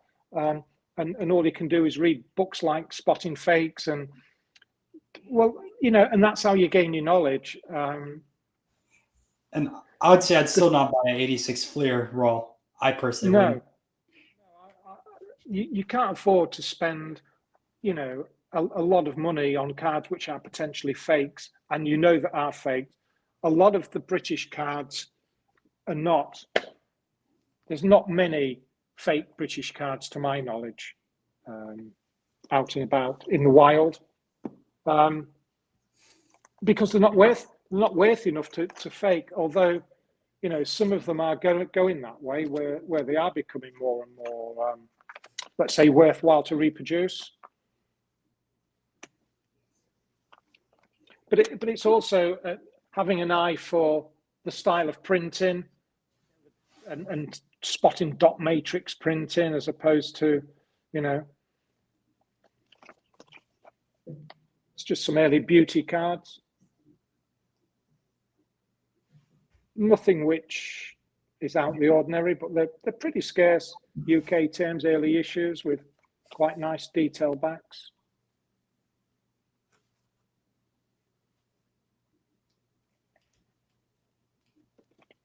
And ones that you don't see every day. I don't know if you're familiar with the set of Drapkin Sporting Snap. It's got 4 baseball cards in. Let me see the image. I might be. I've got the image. What I have got is that's the rules to the game. Oh, okay. I'd have to see the image. Yeah, but I do have the set, but that's just the rules to the game.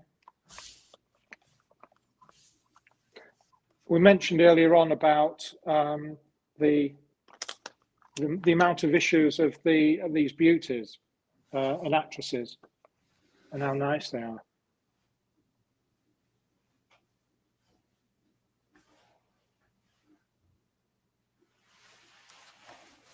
And then there's the backs.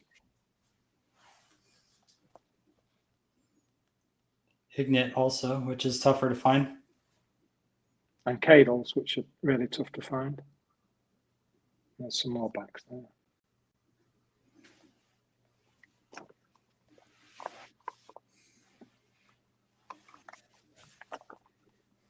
Some more royalty cards.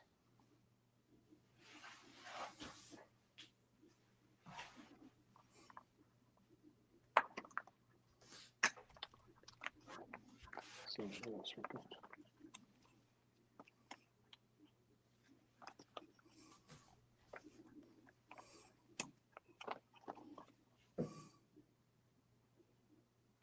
The 2 you want in there. Yeah.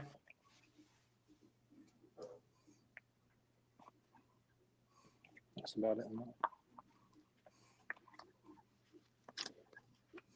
And then we've got here is that one there.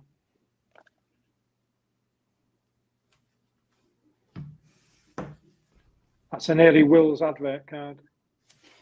I couldn't read what the text was saying on it. No, it's an early Wills advert card. There we go. Ah, okay.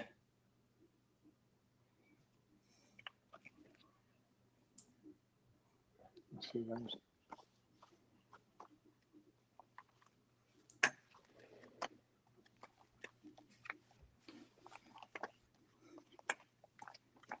Cricket.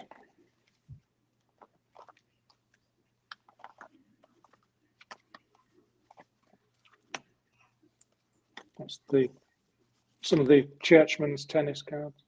Those are a little bit tougher. I've had a few of those. Yeah, the large ones are nice when they're in nice condition.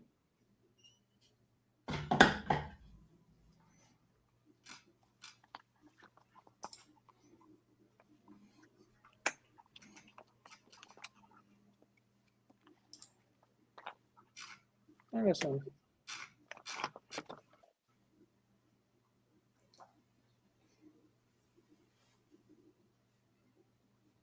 $1880s on those. I've seen them before.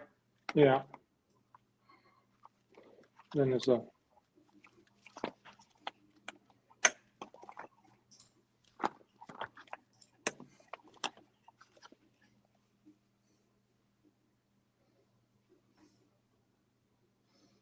Barnum, yeah. Oh, natural leaf. Nice. Yeah.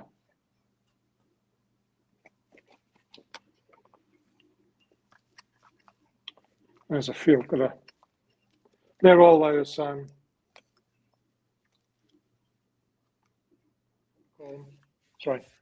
You're good. Yeah. It's a good set. Sorry? I said it's a good set. Yeah, it's a good set, yeah.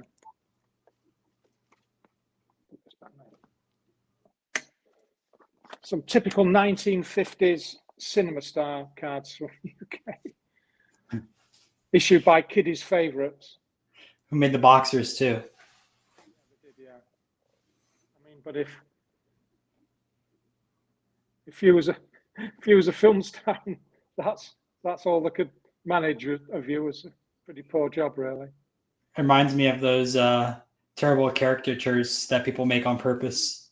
Yeah.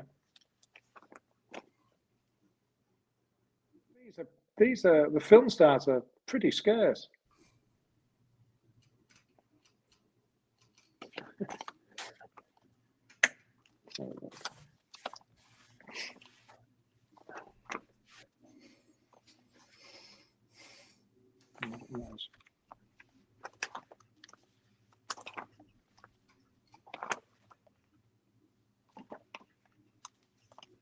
Show you that one there. That's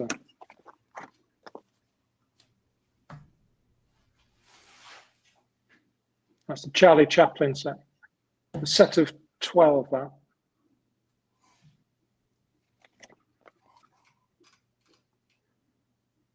I think it's 12. Yeah.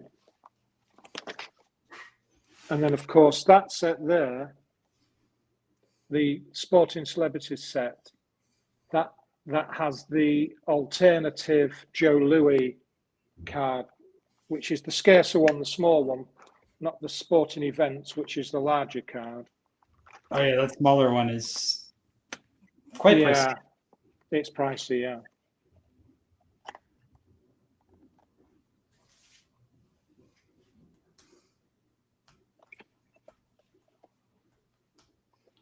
And yeah, it is a shame they're not baseball cards. I know. Can you imagine? Yeah, I dropped out on the last auction. Loddon's had 60. I think there were 64 baseball cards in one lot,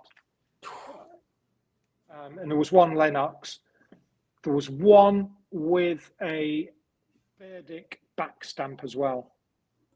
See, I regret not picking up a Burdick back stamp card. There was one at a show in the US, $200. I should have just bought it. Was it Tosby or which one was it? Or T. Burdick or Tosby or? I can't remember. It's been a few years, but a dealer had it for $200. I should have bought it. Yeah, this was a Tosby one, and I looked at it. I think the lot went for 5,400 in the end. The baseball cards, the T206s weren't in that good condition, but the Lennox wasn't bad. It wasn't a brown. It was a black Lennox, and I went to more than I should have done anyway, because on top of the 5,400, it's probably went to America. Then you've got everything else that goes with it, the commissions and so on and so forth. So, yeah, we've all got our limits. These are the Barrett. Yes, the cricket balls. I picked up my first and only one from you. Was it Wally Hammond that I picked up? I can't remember. I think it might have been Hammond, yeah. Yeah. I loved those when I saw them first. I'm like, I have to pick up one. Yeah, they're nice cards. Come in 4 colours.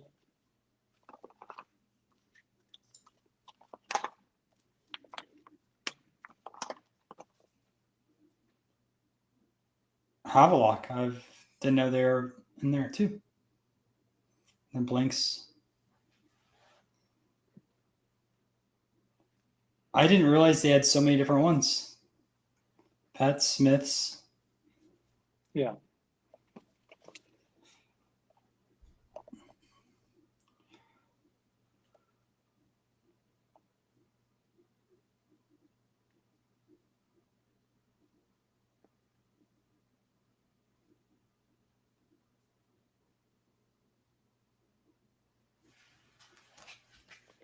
I've got these cards. I've got them scattered throughout binders. Goodness knows how many I've got. They're all over the place. Well, that's just happens to be a full page of them. I didn't even know they had all those. Yeah. Some of those. The auto drivers. Yeah. Do you know how expensive some of those have gotten now? No, I've not got a clue. They are a couple $100s for even low grade stuff now. Really? Which ones or any ones? Which two do you have there? I'm terrible with the images on those. Bruce Brown, Harry E. Grant. I'm not sure, but there's a lot of set builders for that, and they've gone crazy. Chevrolet's the best one in that set, but okay. Then there's some Patterson aircraft there as well. There's that Henry Farman of the aircraft one.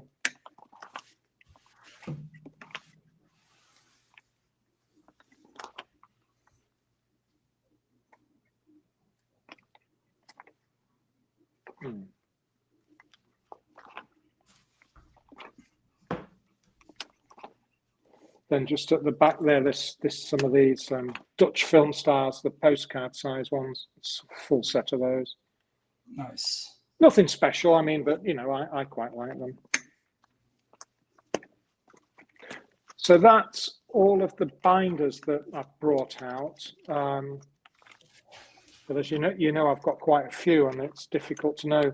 I can't. I was gonna say, if you showed all your binders, this would turn into like a 96-hour live stream. I don't think either of us. I just haven't got the time. And the thing is, as well, you know how it is. I can't always find everything I want to find in the binders as well. So, but that's just. I did bring some bigger ones out. I don't think there's anything worth showing in here. I was gonna say the only other thing is if you can find that postcard. If not, no worries on there. I'll just show you these. These are group. You used to be in the I think it's probably late 50s. You used to be able to write away for these to London and just photograph cards by greetings.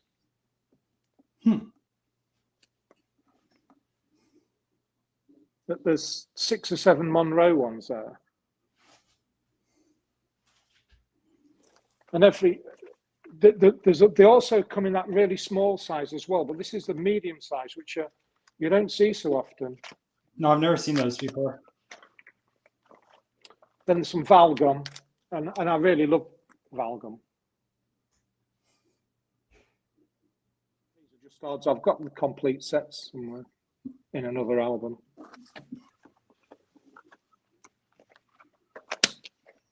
There's one more. Don't know if there's anything of any interest in this one. Oh yeah, let's have a look. So we issued quite a few sets in the UK for women's grips for the hair, and these are the backing cards, what the grips would be attached to. That's pretty funny. You know, they're fairly scarce cards, these.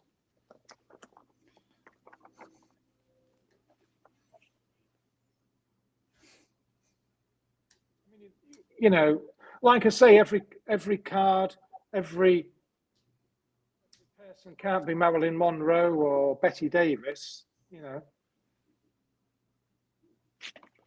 And I know people just like the stars and so on. This is another lovely set.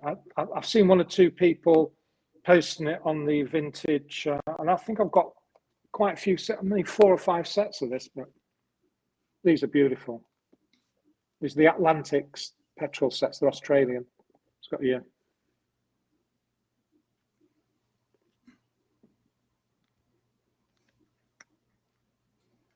We definitely got to get more Australian collectors in that group. There's not enough Australian cards posted.